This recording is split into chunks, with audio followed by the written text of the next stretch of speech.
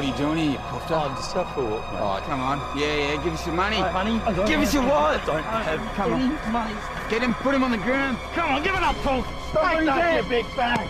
Oh, you minted prick. On his head! On his head! Get his head! Take that! Oh, yeah! Yeah! Oh, you fucker! Get down here again! Get him, kill the faggot!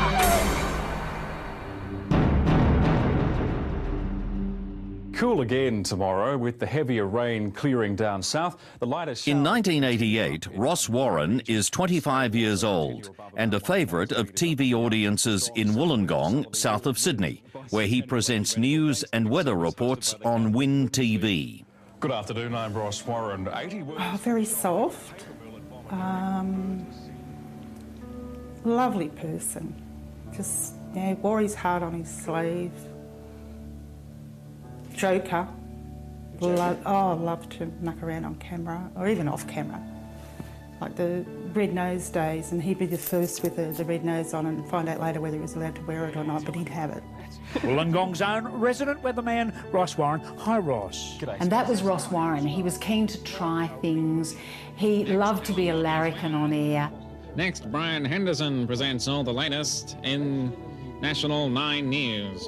And he had this spontaneous smile, these bright eyes, good-looking, slim, trendy, always had that sort of college boy next-door look, and had the most delightful personality, so that he'd light up a room. Ross Warren's ready smile and larrikin humour have been noticed by network programmers in Sydney, and he's now ready to make the move to the big time. And in those days, the ultimate was to go to Sydney and become a national personality. And that's what Ross had his sights set on. While he has a high public profile, Ross's private life is just that, private. He's gay, but it's the 1980s. Although homosexuality has now been decriminalised in New South Wales, prejudice is still widespread.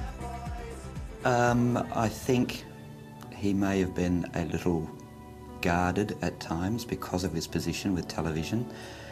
It was back in the 80s, of course, so there was still a lot of homophobia around, and I think he had to look after himself in that regard. I guess being in the public eye, you do like to have a little bit of your life that nobody knows about. But in Ross's case, he definitely kept it hidden. And again in those days, and I think probably to a lesser extent today, but it still goes on, your sexuality, unfortunately, you are judged often in our business.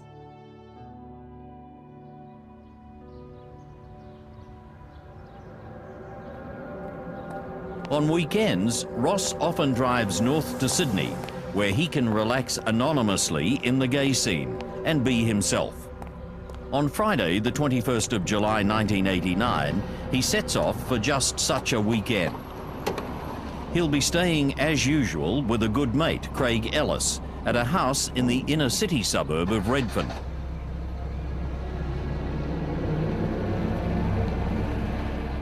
He had a few mates up here in Sydney, but because he'd travelled around a lot, lived in a few different places, he didn't have a big network of friends. But yeah, I was probably one of his closest friends, I think. After leaving his luggage at Craig's place, Ross heads for the gay bars of Oxford Street, where he's arranged to meet up with a workmate named Philip. Ross wasn't a big drinker. He wasn't somebody, what we'd call now a binge drinker. He would have a few drinks. He would usually break up those beers or those spirits with mineral water. About 2 a.m, Ross says goodnight to Philip and drives off. As Philip was driving away, he noticed that instead of turning right back towards the Redfern area, Ross was in fact going left in the direction of Bondi. At that time, he thought that was strange because Ross had made no mention of going anywhere else. In fact, he'd said he was going straight home, he was tired. So he did make a note of that, but then just dismissed it.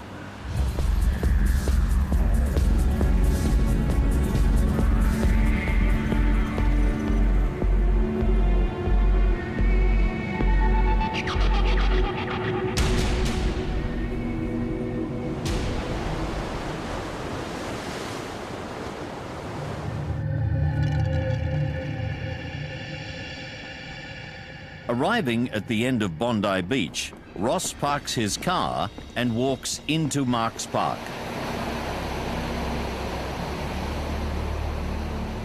At night, this park is well known as a beat, a secluded place where homosexual men meet. Here, in the early hours of Saturday morning, this lonely young man with the secret life hopes to find in the darkness another like himself.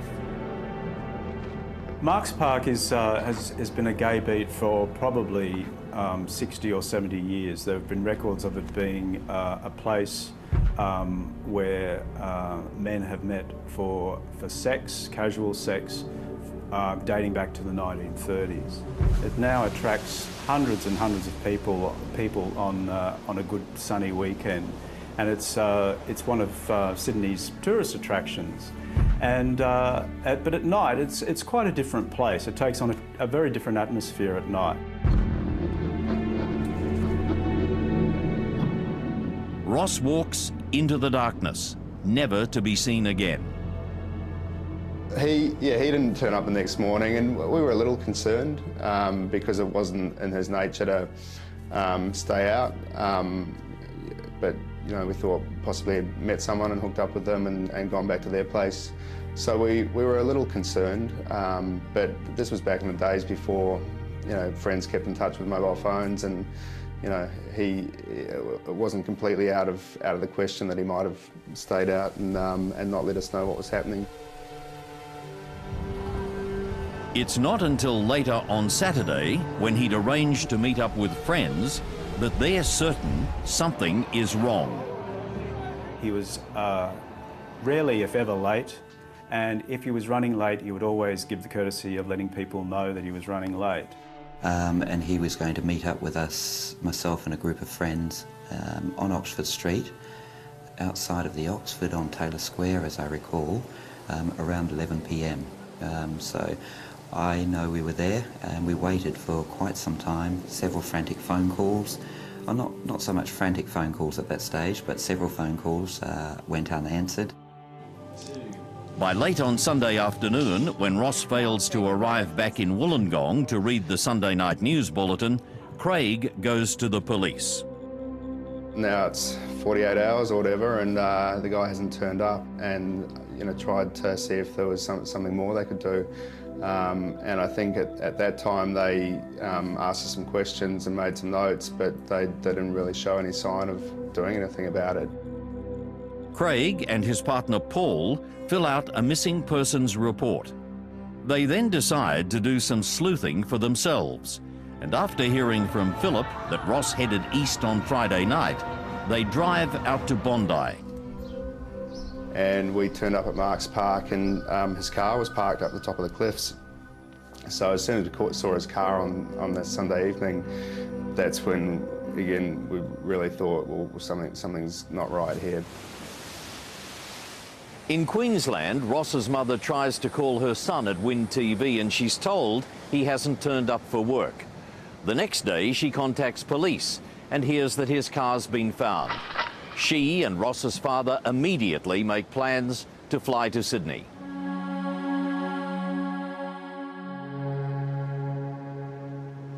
On Monday, Craig and Paul return to Bondi. I think we probably called the police in the morning and said, what happens now? And they said, well, you know, they didn't really say that they were going to do a lot, so we thought, well, we'll go and have a look and see if we can find something.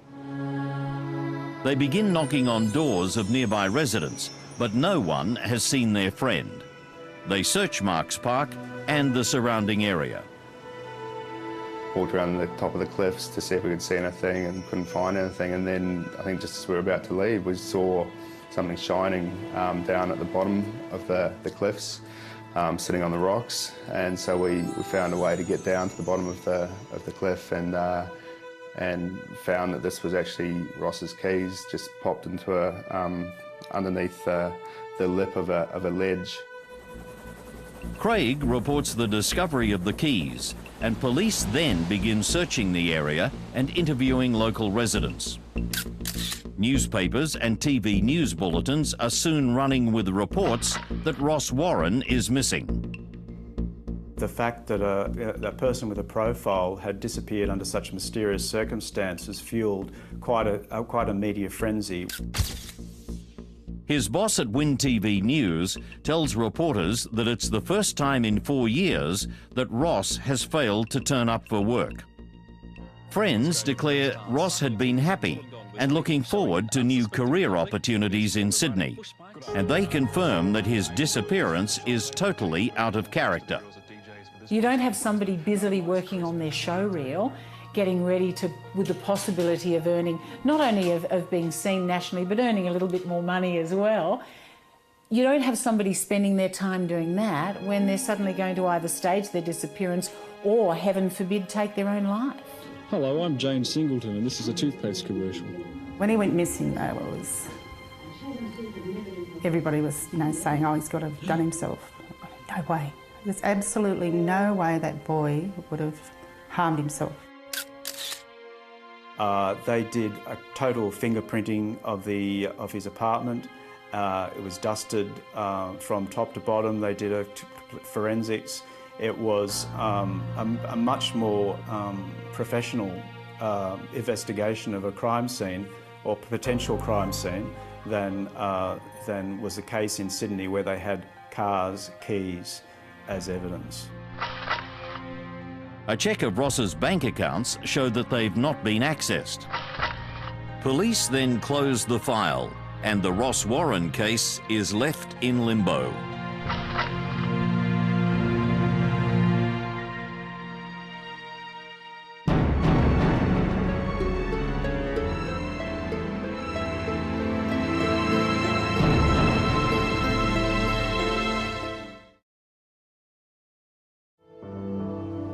In the winter of 1989, television newsreader Ross Warren disappears from a clifftop park near Sydney's famous Bondi Beach. It's now May 2000, more than 10 years later, and the eyes of the world are about to turn on Sydney as host of the Olympic Games. In his office at Paddington Police Station in Sydney's eastern suburbs, Detective Stephen Page picks up a file marked Ross Warren. On the top is an emotional letter from Ross Warren's mother, Kay, pleading for police to close the case and admit her son is dead. And she hadn't had any coronial inquest, no finding of death, no death certificate, and she wanted to put his, his matters to rest, try and get some degree of closure. But when I saw her letter, she'd attached to it numerous other letters where she'd made similar pleas. You had the feel of a frustrated mother, and I felt for her. I suppose I made a commitment then and there to, there'd be no more letter writing from Kay Warren, that we'd start something off and we'd give her closure of that matter. The detective is intrigued to find that Ross Warren's death is officially regarded as accidental, and his file had simply been closed. It's not even been sent to the missing persons unit. From the documents that I've read, initial police beliefs were that, perhaps he was there and he's, slipped or fallen off the, the cliff and gone out to sea, and it was basically a non-suspicious death. It was just an accident. As Detective Sergeant Page delves further into the Ross Warren file, he notices a number of errors and anomalies.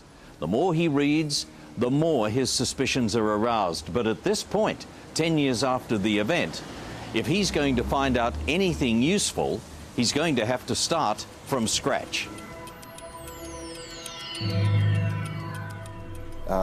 There'd never been a brief of evidence prepared for the coroner in relation to his death. So with that, there's no statements available. It was almost as if I was starting the investigation afresh. There was nothing to run with. It wasn't a fresh homicide where you had physical evidence, you had witnesses, you had motives, you had suspects. In the early days, I really had to fight hard. The detective wonders why basic police procedures have not been followed, Why, for example, were Ross's keys and his car not fingerprinted? Certainly, there probably could have been a little bit more that could have been done with the with the Ross Warren investigation, as far as interviewing locals, statements from police, canvassing witnesses and residents of the area. The detective decides to seek out police officers who worked on the original Ross Warren investigation. But this creates even more questions. Several of those listed as having worked on the case tell him they had little or no involvement. Page now expands his inquiries and suddenly comes across details of another mysterious death of a gay man. John Allen Russell, at the same location and around the same time. John Russell is Bondi born and bred. The streets of Bondi are John's world, and he's well known and liked by the locals. He was just very open and happy. He used to enjoy life. Had a very big circle of friends and used to enjoy their company as well. As he matures, John realises he's gay, and after leaving school, he takes on casual work as a barman. Not just gay clubs on Oxford Street that he worked in over the years, but various venues in the city and at Bondi. He was low-key, not a person given to depression or moods. He was popular. He had lots of mates and a very loving family. Well, Johnny was just one of those bright sparks that everybody likes. He's just he sort of oozed laughter. Loved to joke, loved to laugh, and always shout at people. Just a people's person.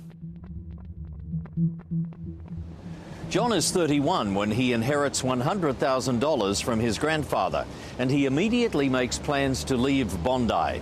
He intends to build a home on land his father owns at Wollombi, north of Sydney. He's excited about the move, and in November 1989 begins packing up and saying goodbye to friends.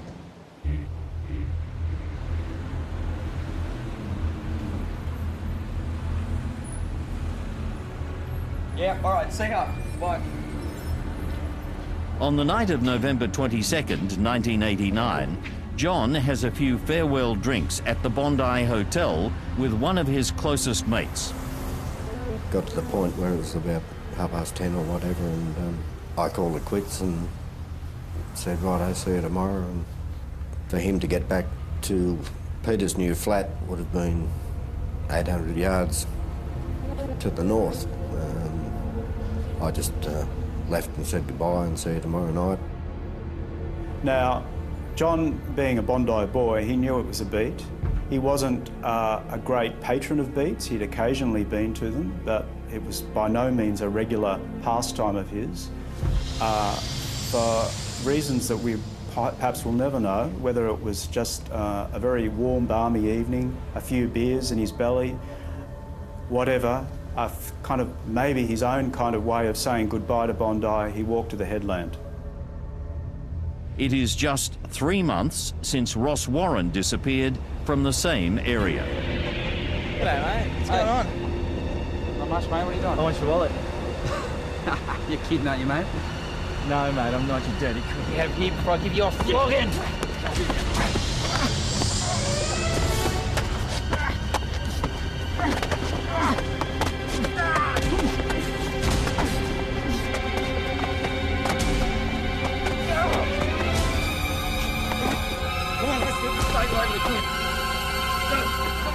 Come on, you bastard! Do it! Let go!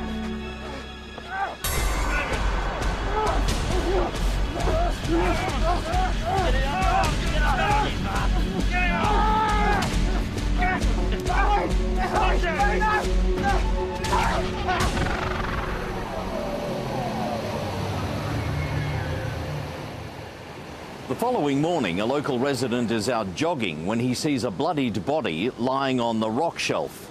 After checking the pulse, he runs to a nearby building site and calls the police. Near the body, they find a cigarette pack containing John Russell's key card. The next morning, John's brother Peter is taken by police to the morgue to identify the body. My first immediate reaction, and everybody I know's immediate reaction, was this isn't suicide. You know, you're about to come into $100,000.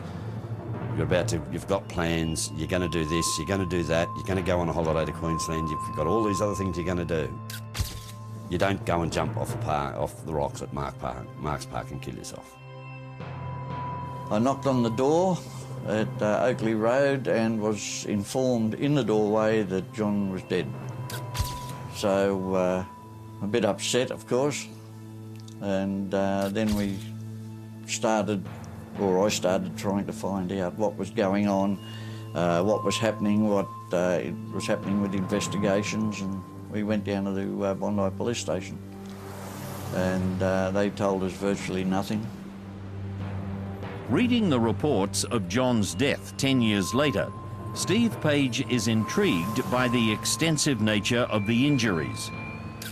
John had suffered a fractured skull, ribs and clavicle, broken arms and legs and extensive abrasions. He also had a torn lip and a large gash above his eye and bruising on the side of his body that had been unaffected by the fall. But it's not enough to state definitively that he was bashed. Sometimes it can be difficult if there's facial injuries from an assault and you also fall heavily onto your face, then naturally there may be an overlap with those injuries, but I didn't find anything that I felt strongly about to indicate that he'd been assaulted and then pushed over the cliff. John had multiple injuries, and the thing is, whenever anyone falls from a cliff at height, that can mask any evidence of a physical assault. So, and you can't differentiate. Well, that's from an assault. That's from the fall, because it's all blunt force injuries that he's got. The police report notes that John was gay and the area is a gay beat where gangs have been known to bash homosexuals. But the report seems to ignore other evidence that may indicate this is not an accident, including the unusual position of the body. A body falling forward usually lands with the head facing away from the cliff. John has been found with his legs facing out to sea. That suggests he's been pushed backwards off the cliff.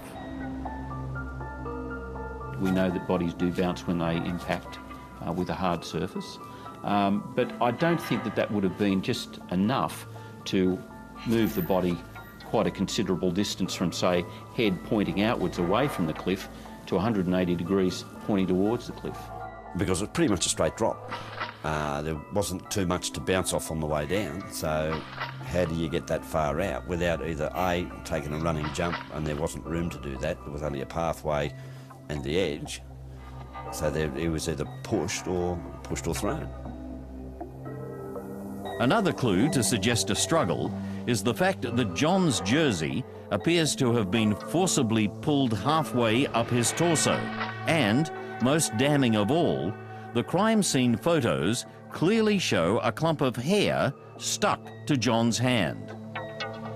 And I remember when I saw John in it glue, he had the hairs. There's photographs of him, and he's still got the hairs in his hand, which made me immediately believe, well, he hasn't jumped because he's got someone's hair in his hand. The hairs looked somewhat different from the hairs of John Russell's head that were on John Russell's head. And naturally, of course, you're thinking about involvement of another person or persons when that sort of thing does occur. Detective Page tries to locate the hair, but finds it's been lost. Another mystery is that there is no record that John's clothes were subjected to a thorough scientific examination. So we still don't know if such an examination was done or not.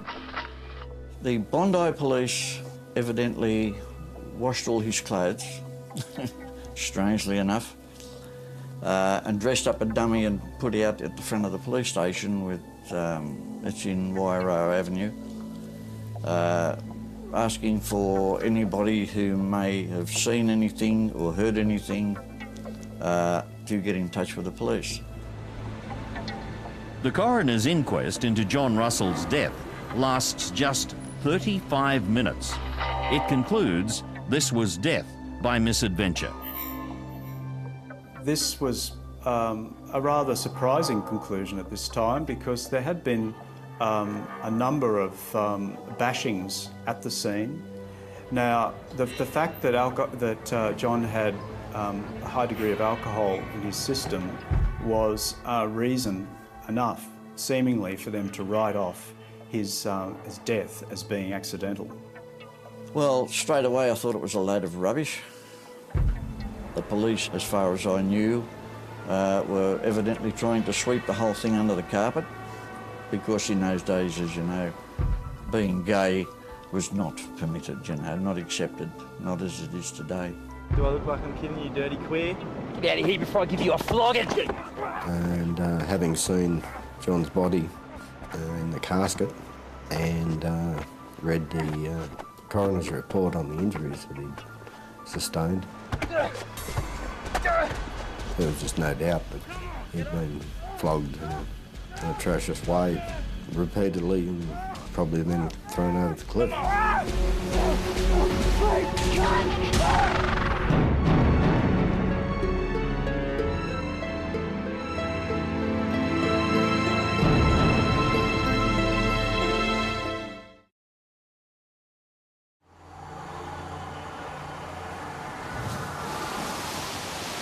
It's now the winter of 1990, 8 months since John Russell's death.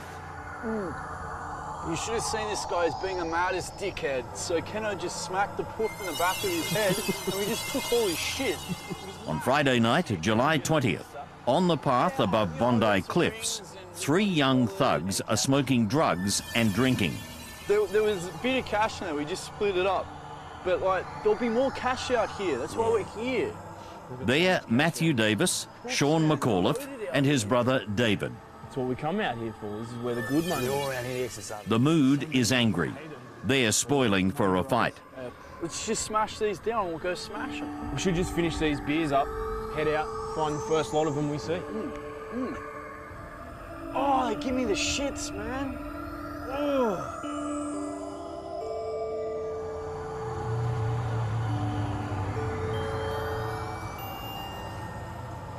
On nearby Campbell Parade, the main boulevard on Bondi Beach, 31-year-old Thai student Krichakorn Ratanajurathaporn leaves the restaurant where he works as a dishwasher. He's only been in Australia 4 months, but as a gay man, he's already found more acceptance than in his home country.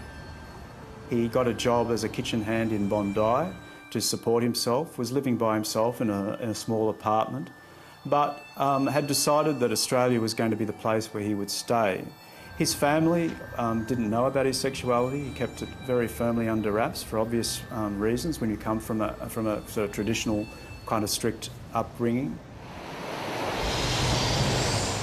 Instead of going home to his small Bondi flat, he wanders up to the cliff tops where he meets another man, Jeffrey Sullivan. Been up here before? No, it's my first time. You live around here? I live in Bondi. I work in Bondi too. Oh. Yeah. The two are sitting on a rock ledge talking when they suddenly hear footsteps and see a gang of youths approaching. But they're trapped against the cliff. Use your jacket and your money! I'll kill you! Hurry up! Come on! Jeffrey is bashed with a claw hammer and falls to the ground, gushing blood. Sean McAuliffe jumps on his head and kicks him in the stomach, spleen and kidneys.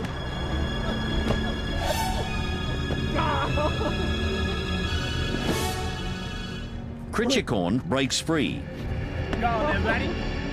Don't get the little princess. and staggers down the path.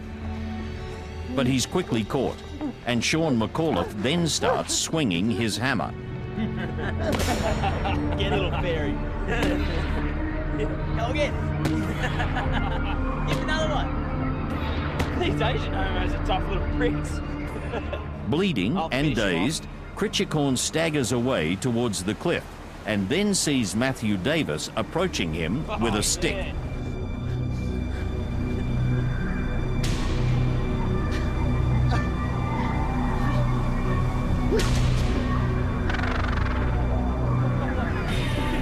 Jesus, man, you didn't even have to touch it.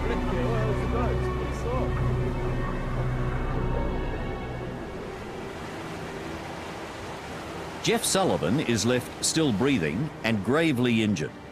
He will lie unconscious on the path until the next morning, when he'll be found by tourists.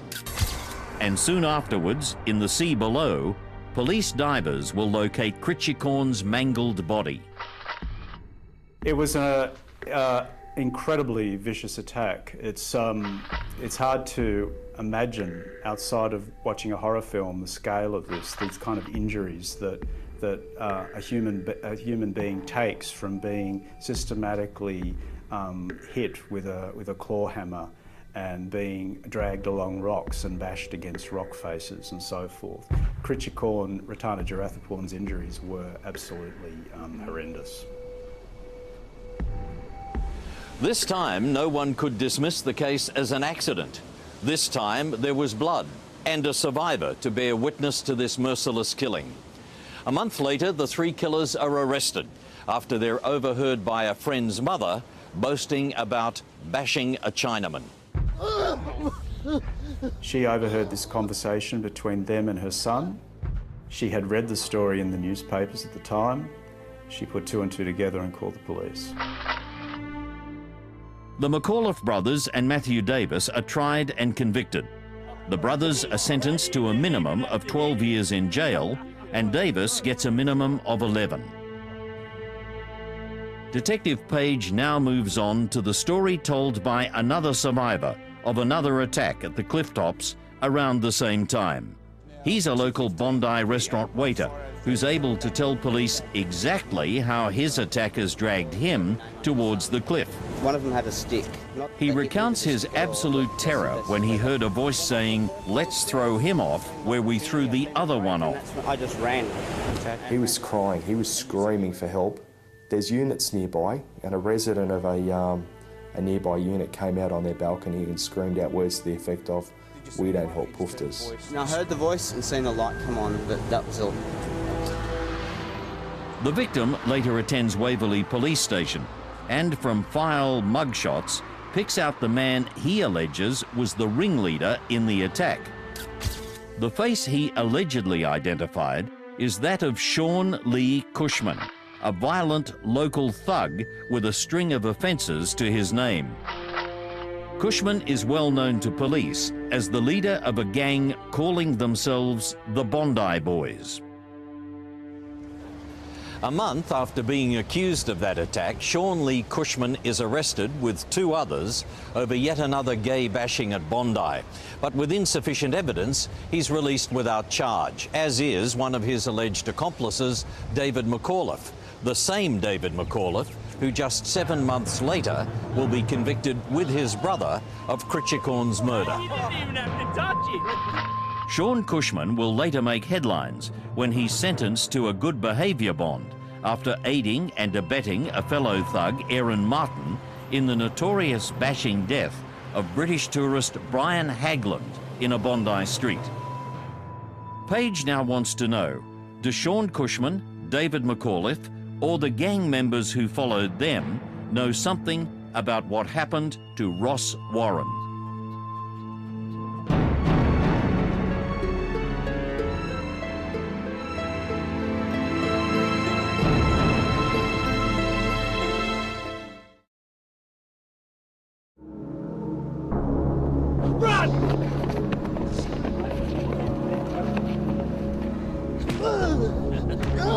As he compiles details of more and more attacks on gay men, Detective Steve Page is now realising the full horror of what he's uncovering. So he started joining the dots. And when he started joining the dots, he was smelling something that was the stuff of a major investigation. Go on there, Matty. Go get the little princess. It's now clear to Page that in the late 1980s and early 1990s, a bloody gay hate bashing and murder spree had taken place across inner Sydney. January 1987. 43-year-old technician Raymond Keem is bashed to death in Allison Park, Randwick. The murder is unsolved. December 1988. Former school teacher William Allen is bashed and stabbed with a screwdriver in Alexandria Park. The murder is unsolved. January 1990. Office worker Richard Johnson is bashed to death by a gang of 8 at Alexandria Park. 3 youths are convicted of murder and 5 of manslaughter. May 1990. School teacher Wayne Tonks was murdered in his flat.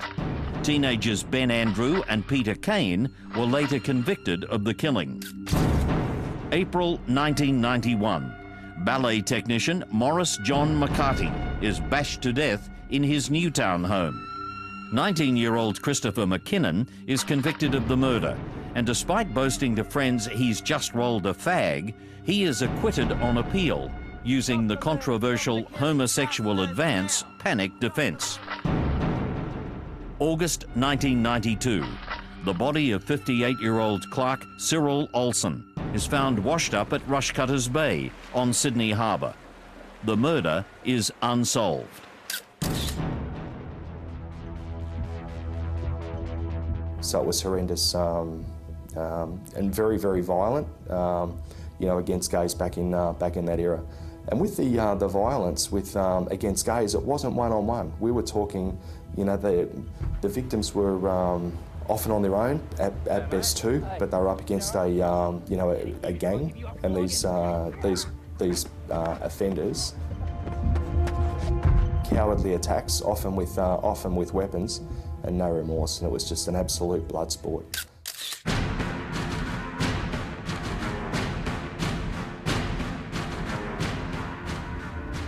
After many months of compiling all the evidence, the detective now realises it will take a major task force to fully investigate Ross Warren's disappearance and the death of John Russell.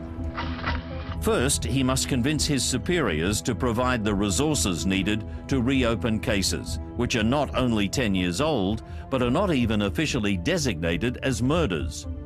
In the case of Ross Warren, he doesn't even have a body. One thing I looked at with Ross Warren was why his body didn't reappear. You know, if it's gone into the ocean, why wasn't it washed up? If somebody drowns close to the beach, yes, the body will probably come back to shore, but once you're seaward, it's very, very difficult. And I think bodies will resurface eventually, and that's often when they're found. But if they're stuck along the coastline rocks, they can get trapped and might not come up at all. In the end, it's not the Ross Warren case, but evidence from the John Russell death that gets the wider investigation approved. And what got me over the line was speaking with a forensic pathologist, Alan Carla. I spoke with him, I gave him photographs of the John Russell crime scene, and he was of the same view as myself, that John Russell didn't go off that cliff forwards. It was a backwards motion fall off the cliff. I believe that there were good indicators that foul play had occurred with involving John Russell's death. That it didn't look like a straightforward suicide by jumping from a height, and that there were elements of foul play that needed to be further explored. Page is given the go-ahead to set up Operation Taradale. As well as a full team of detectives, he's allowed to call on the wider powers of the state's top crime-fighting body. And what I did also put forward a case to the New South Wales Crime Commission. And the Crime Commission is a secret body. It's got coercive powers. It's got a lot of investigative support that it can offer police. and I needed to tap into that with what I planned. A key to the investigation is a sworn statement given by one of Critchicorn's killers, Matthew Davis. Davis had confessed that he and the McAuliffes had bashed at least a dozen other gay men at inner Sydney parks. Davis had also revealed the brothers had boasted of bashing and throwing another gay man to his death from the Bondi cliffs.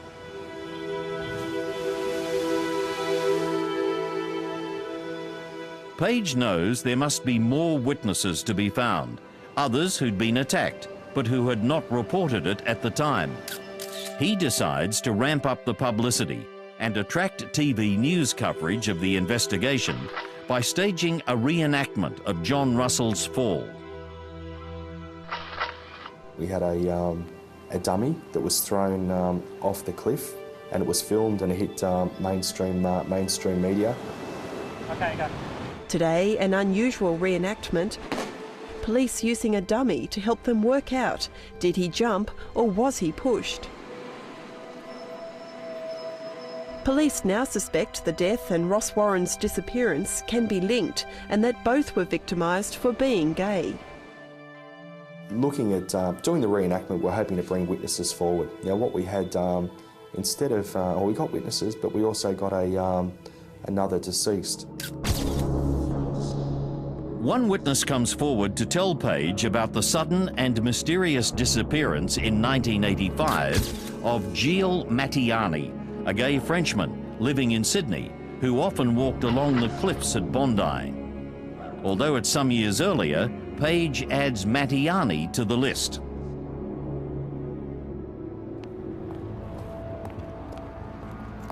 Other witnesses come forward to outline attacks they've suffered, and slowly, inexorably, Page believes he can piece together what must have happened to Ross Warren on the cliff tops at Bondi that night.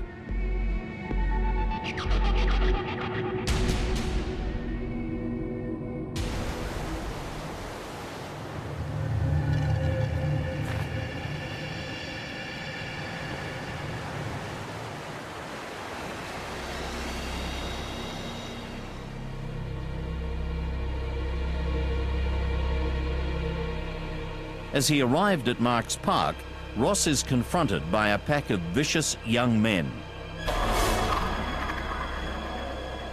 What are you doing here, you puffer? Just out for a walk. Oh, yeah. Give us your wallet. I don't have Get him. Hello, Come on, mate.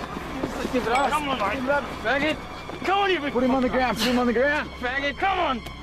And then comes the attack.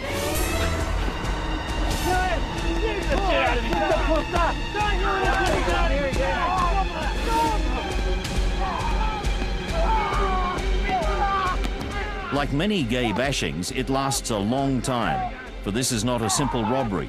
This is blood sport, where the aim is to vent hatred, to punish and inflict pain. Get his face to fly. Get him over the cliff. Get him up. Come on. Get his face. Come on.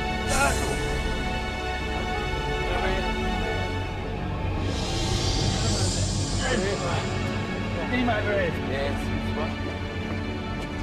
Dump him in.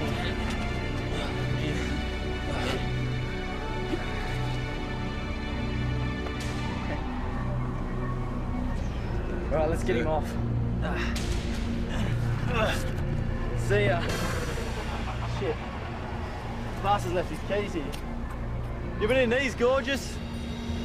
Let's get out of here. Ross's friends will later find his keys tucked in a rock cavity under a ledge, possibly left there by a passing tourist or fisherman who picked them up and placed them clear of the water.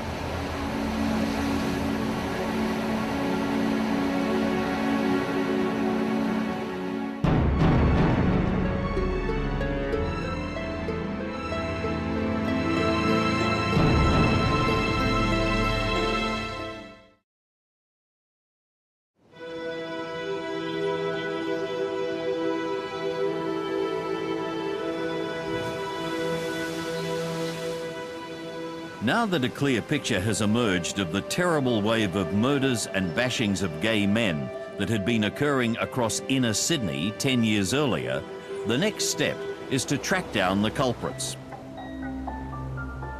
Page's team then began interviewing more than 30 persons of interest, including members of the gang convicted of killing technician Richard Johnson in Alexandria Park. One, Adam French, had been secretly recorded in prison, boasting about throwing gay men off the cliffs at Bondi, but he refused to be interviewed or to cooperate with Taradale detectives. Two others convicted of the Johnson killing, Mark Church and Ron Morgan, denied taking part in any other attacks. Neither Adam French nor Mark Church or Ron Morgan have been charged with any of the Bondi murders. Various members of other gangs on legal advice refused to be interviewed, and those who would talk all vehemently denied being involved in any of the attacks. After 3 years of digging, Page and his team had compiled an impressive brief for the coroner. Operation Taradale compiled more than 3,000 pages of witness testimonies, surveillance, phone tap transcripts, and police reports. The inquest opened in March 2003 before Deputy New South Wales Coroner Jacqueline Millage and lasted 6 months. The various former gang members filed through the witness box and repeated their denials of any involvement in the bashings and killings. With no corroborating evidence, it was impossible, so long after the crimes, to be able to positively identify the murderers. When Millage handed down her findings, she praised Page's team for its work, but delivered a blistering broadside of criticism at the original investigating police. She described the earlier police work on the Warren case as grossly, quote, shameful, inadequate, and naive. She finds conclusively that Ross Warren and John Russell had both died as a result of foul play, and described the gang members as cowardly and boastful brutes. They hunted in packs, and their victims had little hope of defending themselves. Get him, put him on the ground. Come on, give it up, Paul. Don't big fat. Oh, you meant to press. This investigation, it was big. Did take a long time, but it wasn't a one-man show. I had a team of investigators that worked with me as a group. Very proud. Certainly, I was motivated, trying to get the right results for the family. But hopefully they fed off that. But they were an extremely motivated group of guys and girls. And I wouldn't have been able to achieve the brief of evidence without their support. The coroner is unable to say conclusively what happened to Gilles Mattiani in 1985, but she says there is a strong possibility that he died in similar circumstances to the other men.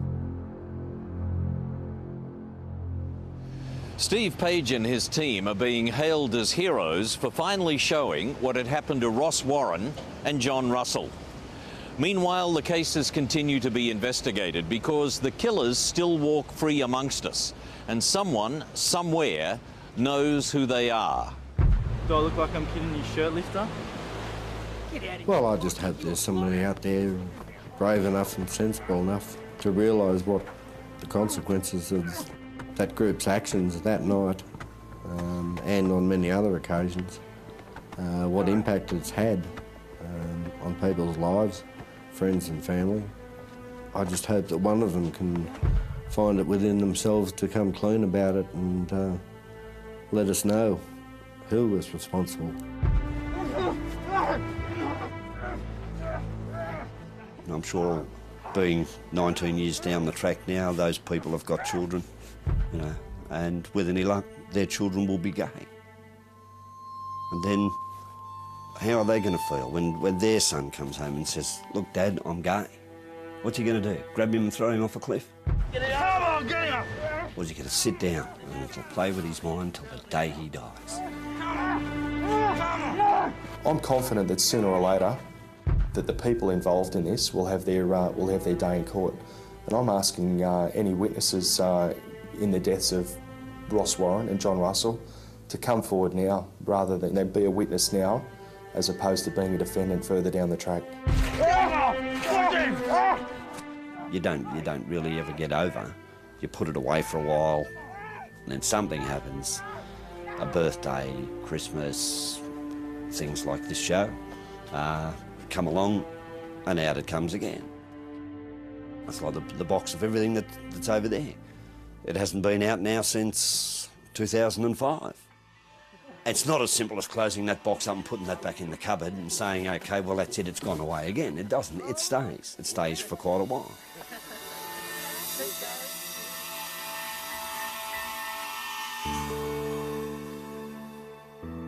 Certainly from Ross's point of view, he had so much to give to the world, and the fact that his sexuality was the reason why he was murdered is just horrific, just wrong in every conceivable level.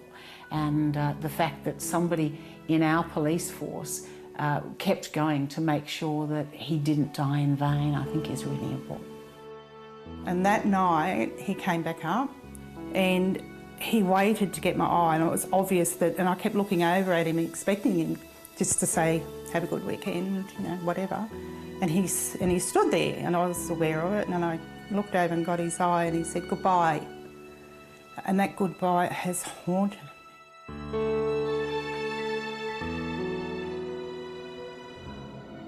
All these years.